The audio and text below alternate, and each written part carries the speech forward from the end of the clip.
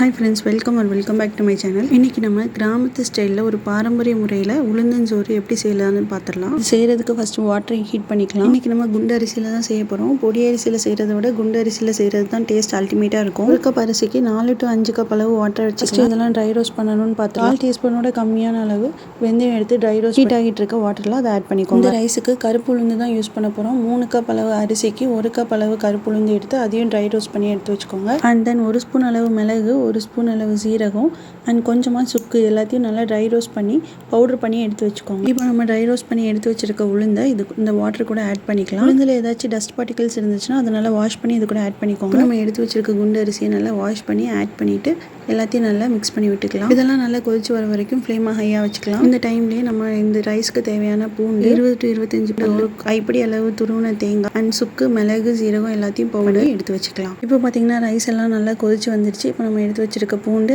மிளகு, சீரகம், சுக்கு பவுடர் அண்ட் ஃபைனலாக கைப்பிடி அளவு துருவின தேங்காய் எல்லாத்தையும் இது கூட ஆட் பண்ணிக்கலாம். திருநெல்வேலி ஸ்டைலில் பண்ணுறதுனால கண்டிப்பாக தேங்காய் ஆட் பண்ணுங்கன்னு தான் சொல்லுவேன். இது வந்து ஒரு வகையான ஒரு ஸ்வீட்னஸ் கொடுக்கும் ரைஸ்க்கு. இப்போ நல்லா ஃப்ளேமை லோவாக வச்சுட்டு நம்ம ரைஸ்க்கு தேவையான அளவு சால்ட் ஆட் பண்ணி இதை வச்சு க்ளோஸ் பண்ணி அரிசி வேகிற வரைக்கும் வெயிட் பண்ணிக்கலாம். இந்த ரைஸுக்கு நார்மலாக சிக்கன் அண்ட் மட்டன் கிரேவி வச்சு சாப்பிட்டா சூப்பராக இருக்கும். பட் பர்சனலி எனக்கு உளுந்தஞ்சோறுக்கு இந்த வெங்காய பச்சடி தான் ரொம்ப பிடிக்கும். இது எப்படி செய்யறதுன்னு பார்த்துடலாம். பண்ணுறதுக்கு பாதி நெல்லிக்காய் அளவு புளி எடுத்து வாட்டரில் ஆட் பண்ணி ஊற வச்சு வச்சுக்கோங்க. 250 கிராம்ஸ் அளவு சின்ன வெங்காயம் எடுத்து நல்லா குட்டியாக கட் பண்ணி வச்சுக்கோங்க. இது வந்து 3 பேர் சாப்பிட்ற அளவுக்கு நான் சொல்கிறேன். 10 to 15 அளவு பச்சை மிளகாவையும் நல்லா குட்டியாக கட் பண்ணி எடுத்து வச்சுக்கோங்க. 1 ஸ்பூன் அளவு துருவின தேங்காய் அண்ட் கொஞ்சமாக சீரகம், கைப்பிடி அளவு கருவேப்பிலை அண்ட் வெல்லம், கொஞ்சமாக பெருங்காயத்தூள் இதெல்லாம் எடுத்து வச்சுக்கோங்க. பச்சடியை நல்லெண்ணெயில் செய்கிறது தான் அதோட ஸ்பெஷலே. அதனால ஒரு குழிக்கரண்டி அளவு நல்லெண்ணெய் ஆட் பண்ணிட்டு நல்லா ஹீட் ஆனதும் கடுகு ஆட் பண்ணிட்டு நம்ம கட் பண்ணி வச்சிருக்க சின்ன வெங்காயத்தை ஆட் பண்ணிக்கோங்க. அண்ட் ஒரு கைப்பிடி அளவு கருவேப்பிலை அண்ட் கூடவே ஒரு 10 போல வெந்தயத்தை ஃப்ளேவருக்காக ஆட் பண்ணிக்கலாம். அண்ட் இப்போ நம்ம கட் பண்ணி வச்சிருக்க பச்சை மிளகாவையும் இது கூட ஆட் பண்ணிட்டு வெங்காயம் நல்லா பொன்னிறமாக வர வரைக்கும் நல்லா வதக்கி எடுத்துக்கலாம். வெங்காயம் நல்லா வதங்கி வந்ததும் நம்ம கரைச்சி வச்சிருக்க புளி கரைசலி இது கூட ஆட் பண்ணிக்கலாம். கூடவே ஒரு பிஞ்ச் அளவு மஞ்சத்தூள் அண்ட் தேவையான அளவு வாட்டர் அண்ட் தேவையான அளவு சால்ட் ஆட் பண்ணிட்டு நல்லா குக் பண்ணி எடுத்துக்கலாம். நல்லா குக் ஆகி வந்ததும் நம்ம கிரைண்ட் பண்ணி வச்சிருக்க தேங்காய் அண்ட் கொஞ்சமாக பெருங்காயத்தூள் ஆட் பண்ணி நல்லா பச்சை வாசனை போகிற வரைக்கும் நல்லா குக் பண்ணி எடுத்துக்கலாம். ஃபைனலாக பச்சடியோட கன்சிஸ்டன்சி வந்ததுக்கப்புறமா புளிப்போட டேஸ்ட்டை வந்து ஈக்குவலைஸ் பண்ணுறதுக்காக கொஞ்சமாக வெல்லம் ஆட் பண்ணி அதை நல்லா கரைஞ்சது ஸ்டவ் ஆஃப் பண்ணிக்கலாம். மீன்வேல் நம்ம உளுந்து சோறு நல்லா தண்ணிலாம் ஊற்றி வெந்து வந்ததுக்கப்புறமா ஸ்டவ் ஆஃப் பண்ணிக்கோங்க.